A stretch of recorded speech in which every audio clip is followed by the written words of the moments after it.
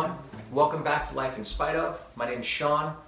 Today's video, I'm really going to be talking about all the blogs that are surrounding sickness on the internet. I know that's a very wide spectrum of information, but so I suffer from Meniere's disease. It is an inner ear disorder that provides a whole myriad of symptoms that can be, disabling, very, very difficult to manage. But I found a way to successfully manage them and overcome them.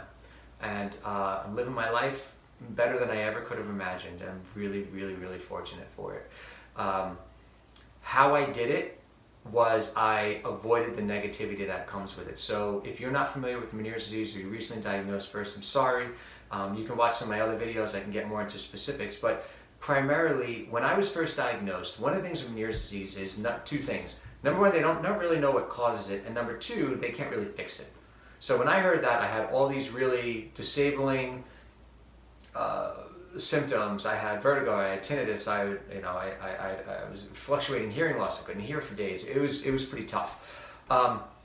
In addition to all those symptoms, I was looking online. So the first thing I was diagnosed with this weird name. I didn't know what it was. I jumped on the internet. I said, all right, what is this? How do you fix it? Make it go away and move on with my life.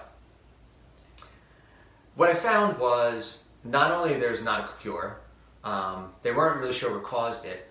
And then I went into these blogs of people that were suffering from Meniere's disease, and it's very, very negative. Now, to be clear, I am not judging anybody. I was there. It feels like it's kind of a downward spiral and you lose everything, you lose your life. Everything gets stripped from you piece by piece, and it's overwhelming, and it's terrible. It's a terrible experience. That can end. I want to be clear. You can find a way to beat it, but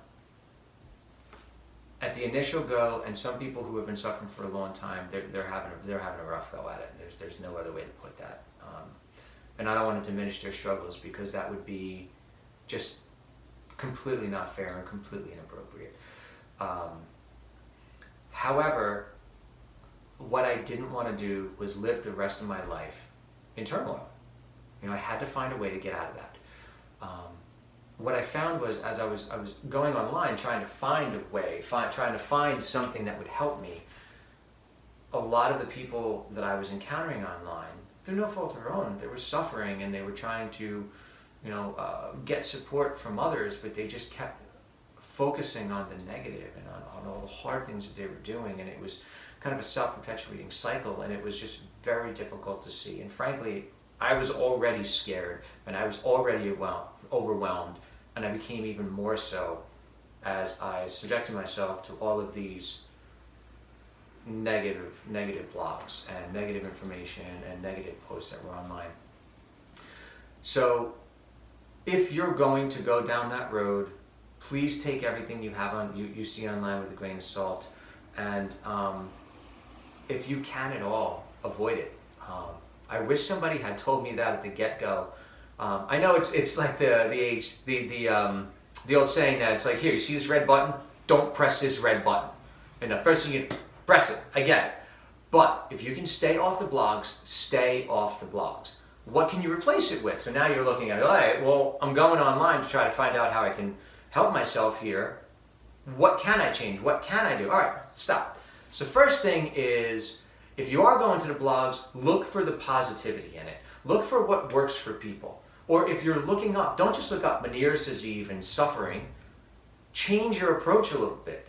What do they say? The old saying is, your reality, your perspective is your reality. Look up online, Meniere's disease solutions, Meniere's disease treatments, successful Meniere's disease treatments, whatever these different things. The keywords you're looking for is help, success, happiness, productivity, good news with Meniere's, anything that is going to give you some semblance of, hey, what's working. Now, I found it. I found online what works for me, and I had to change my entire healthcare regimen, what I eat. I had to change a lot of my life for the better, which frankly I should have done a long time ago anyway. But I had to change a lot of these things to manage the Meniere's, and I'm happier, healthier, and frankly a better person for it.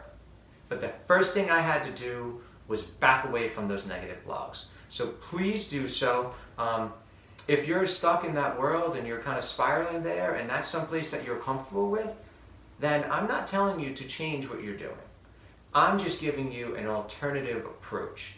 And the alternative approach could be to stop focusing on only the negative and start focusing on some of the positive. Because Meniere's disease is something that can be managed. I really do believe that.